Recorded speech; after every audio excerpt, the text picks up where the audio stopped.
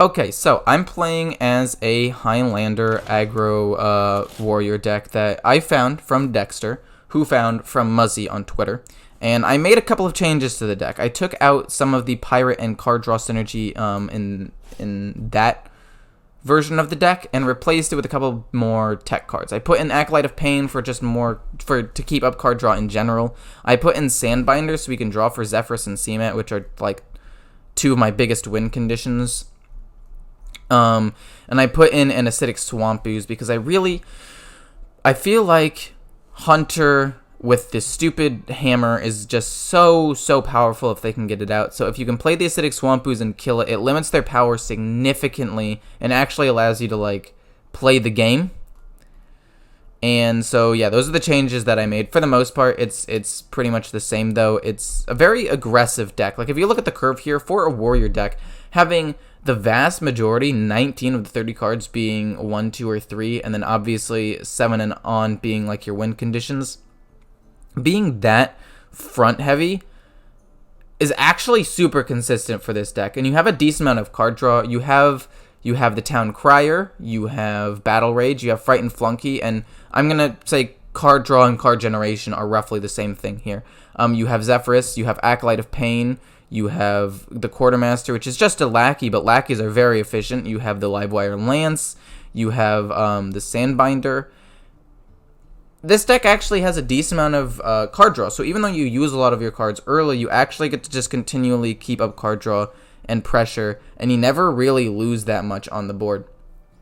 Obviously, because it's an aggro deck, you will at some point run out of resources until you get to like the super late game, and then you'll drop some bombs. But because of the card draw, it makes it so that you last a little bit longer. You know, it's not as long as, say, like a Zoolock with the hero power you get to draw every single turn an extra card. But it's definitely, like, a longer period of time than, like, Face Hunter. You have a little bit more gas than that, so you have a little bit of a longer opportunity to close out the game. And then not only that, but you have Highlander synergy, so you have ridiculous late-game bombs and just, like, specific like card generation with Zephyrus. Honestly, this deck is really strong. I'm gonna be totally 100% real with you. I really like the way that this deck functioned. I think it has a good balance of defense and aggression, but is still aggressive enough to be considered an aggro deck and blow out some of the competition if they're playing a slower deck. And I genuinely love the deck. I'm gonna be honest with you. And if you want to stay tuned for the end. There will be an announcement at the end of the video, and I don't think there's really anything else I want to say, so how about we just jump into the games and see how you guys like it. Also, my light is still broken. Haven't gotten a chance to fix that, so if I look extra pale, I apologize. But if you like this lighting more for some reason, I mean, I could keep it this way. I could just never replace my light and live in darkness and squalor for the rest of my life. But yeah, that's about it. Hope you guys enjoy. Stay tuned for the announcement, and if you have any tips for things that you would do to change the deck, please tell me. And one thing, if you want to put in the Albatross, that's one card I wanted to put in kind of, but didn't. But if you guys think that it could go in, go ahead and put it in if you build this deck yourself. Anyway, now I'm jumping into the games. So as you can see, my light is still out. I have not gotten a chance to fix it and call a work order, so that's a slight bummer. But, you know, we're moving past it. Oh, look at this stupid little piece of hair. Get in there. Oh my goodness. You know what? This is just going to be a thing now. We're just going to leave it. But anyway, this is a Highlander Warrior deck that's kind of aggressive. I found it from Dexter, who found it from Muzzy. And I changed out some things a little bit. I changed out the Pirate synergy to get a little bit of extra draw. Different draw, which is like the Acolyte of Pain and the Sandbinder, so I can draw for like win conditions or draw just better in general. And then the Acidic Swamp Ooze was just thrown in there because there are a lot of decks with like 1 or 2 weapons that are really game-changing, and having an Acidic Swamp Ooze I feel like would be really strong against some like Hunter decks, and even Rogue decks to some extent, and Warrior, and just everything pretty much. So probably just gonna play the Tol'vir. He's decent. The only reason I would save him is to combo with a Battle Rage, which there's no guarantee that I draw. If I had Battle Rage, I might have saved it and just armored up, but it's not really worth it with a 1 in 25 chance of drawing it, so I just decided to play it. I'm going to be honest with you, this little thing of hair, it's annoying me, but I also think it's really amusing, so I'm going to keep it.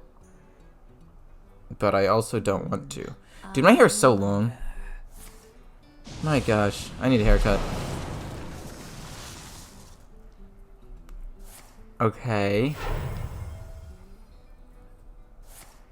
Into Eviscerate? This guy's insane. This guy is really trying super hard to, like, kill me here, which makes sense, I'm gonna be honest. Like, obviously, he's trying to kill me, it's the whole goal. But,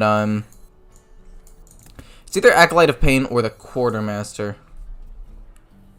Quartermaster actually gets to trade into that if the time comes, so I'm gonna play that as opposed to that, just because I think it's slightly better, given the current situation. And we'll pass. Dragon Queen Alex draws, so if we can get to that point, having her in my hand is pretty nice.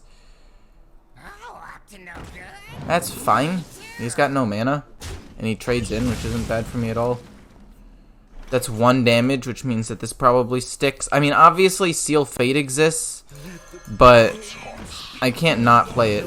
I feel like I should. Oh my god, if I had a way of returning into my hand, that would be insane. I'd be off the walls. Super happy. But it's fine. I feel like this deck is a pretty solid deck overall. This is literally my first time playing it, so I don't know, but I feel like I like the tempo.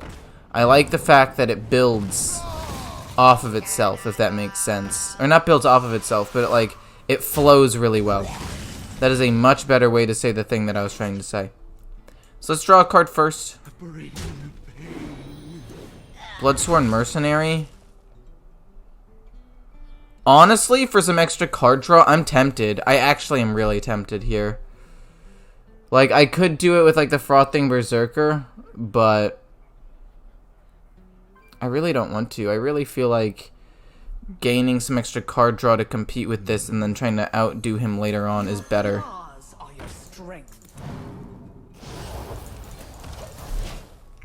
It's not actually that strong, but it's okay.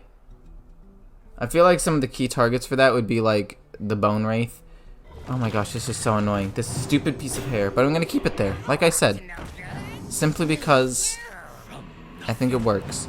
Okay, so we want Warpath. Warpath would be amazing. Risky Skipper would be amazing. And we're going to draw a couple of cards off of this. Frightened Flunky is not that, but it is some card generation. So we're going to play it. Or alternatively, I just go Snip Snap. No, I think Frightened Flunky's better. This place is scary.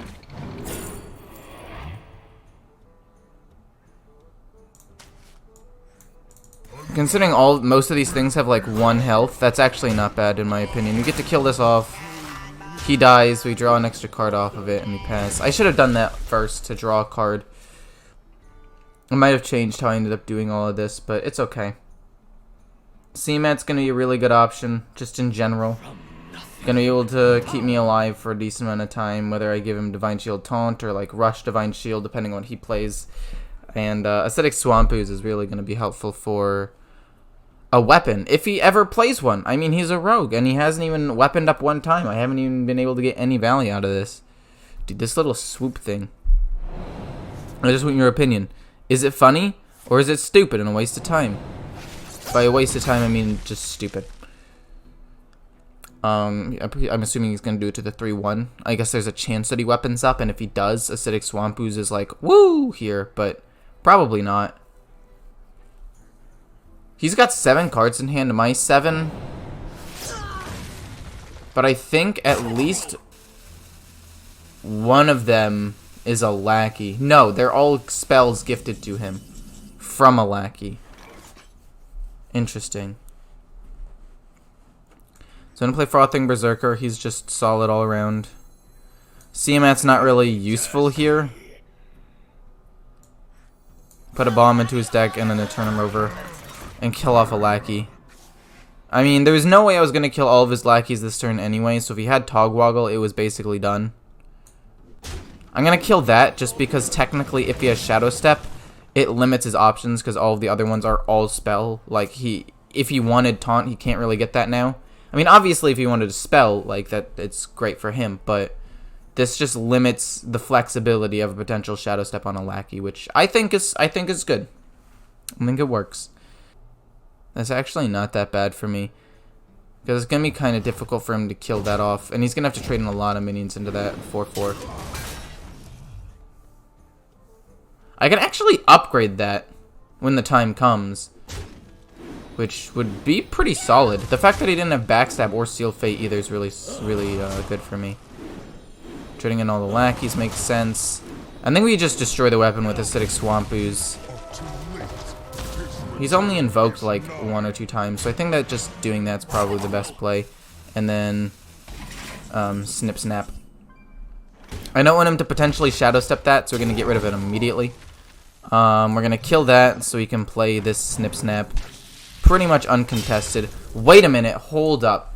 I think I want to put Snip Snap 1 on each one and apply pressure, because this is a pretty aggressive deck, but this way if he has like Sap or something, he doesn't get the like double Snip Snap. And this was 4 more damage and some pretty decent stats, and all he left on the board here was an Evil Miscreant. I already took care of his weapon. Okay.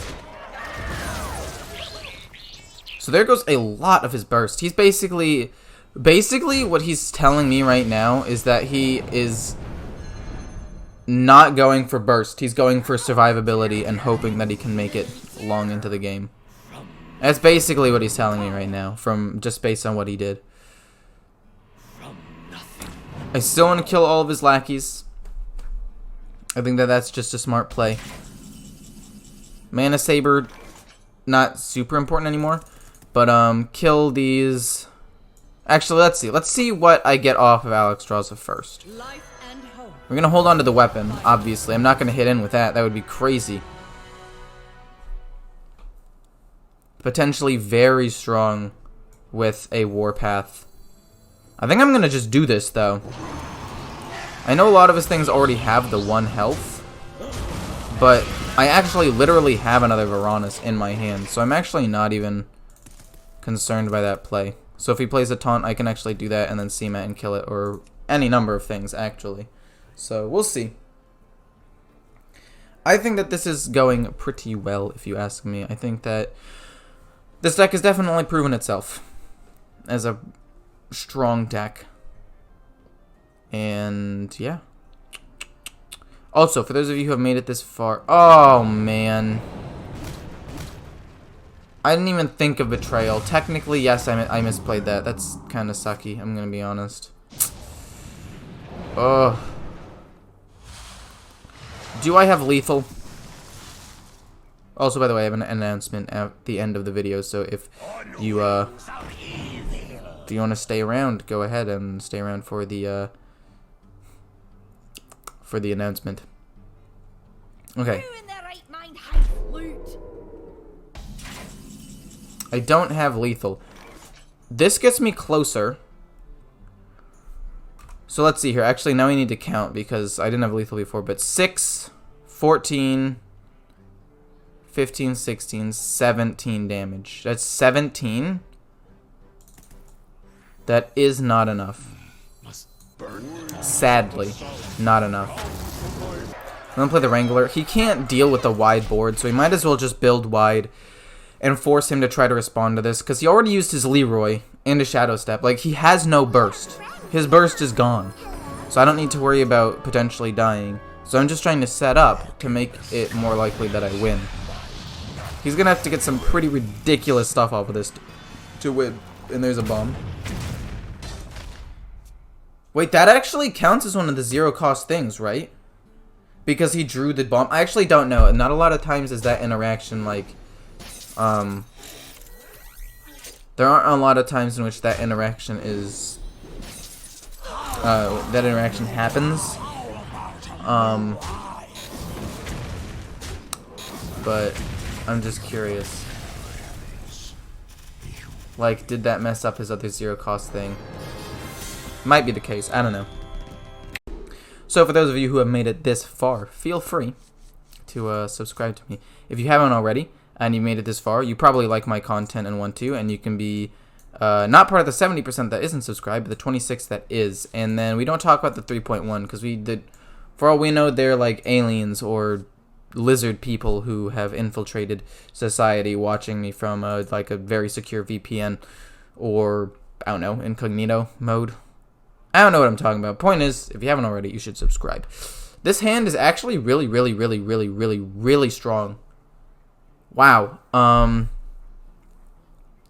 don't think I could really ask for a better hand here. Like, I'll draw into stuff. I have the Bomb that I shuffle into his deck to disrupt some things that way. Bomb Wrangler's not bad either.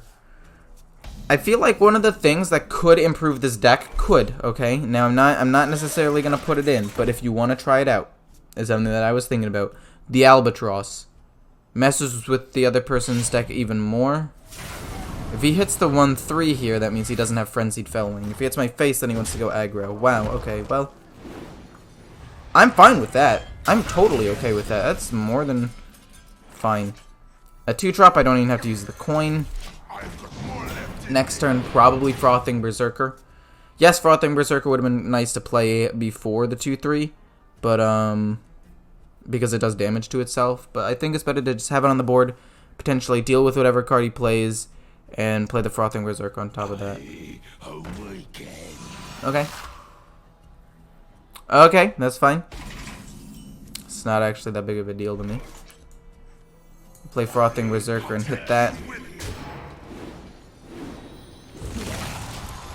If he has Awaken, he deals with my minions pretty efficiently, but like, if he does, he wastes an Invoke. And by waste, I mean he uses it up. Okay. Awaken and hits it. See, what he should have done, I feel like, is Awake. No, he couldn't have, because this guy had 1 health. So he has to take a lot of damage to deal with that minion. And look at that. Without even really trying, I have now established control of this game. He has invoked twice, which makes me very concerned as to what I want to do. I could do this with this. We're going to do this with this. I don't get to draw any cards, but it does potentially set up Battle Rage, and if he plays Scions of Ruin, then I actually, like, the trades go through. That's actually fine, man. I'm chilling with that. I want to play Frightened Flunky and probably Clockwork Goblin, because I don't want to play the Battle Rage for just 1 card. But let's see what I get off of this first, because this is important. Trying to get that first is better, in my opinion. Abomination has some definite pros to it. Kartik Defender is just such a strong card, but I literally don't get any benefit out of it, so we're going to go with the Abomination and play that and then pass. No reason to trade in with my 2-2. Like, it gives me another minion, sure, but like, it's not actually that big of a deal. Next turn, double Snip Snap if he doesn't kill the 1-1. Cool, he doesn't. So we double Snip Snap on that, we hit into this, we trade this into that, and we run away with the game. Trade, hit him in the face, and pass. I haven't even taken any damage yet, so Battle Rage is definitely just not getting as much value as I want it to, but like, literally that doesn't matter. Unless he has Galakron in hand this turn, which would suck, but even then wouldn't even be like the end of the world. Actually, no. That would really, really suck. Because he's also invoked 4 times. Oh, he's drawing for it. So he didn't actually have it this turn. So that buys me 1 extra turn, which might not sound like a lot, but it really is. So there are a couple of ways I could go about doing this.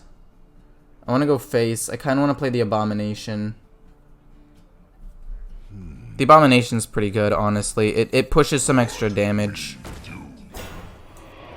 Coin Livewire lands to apply as much pressure as possible and just go face. Because, like, the turn he plays Galakron is gonna be moderately weak. And if he plays Galakron and hits the 4-4 with his weapon, he takes a decent amount of damage. And then if he,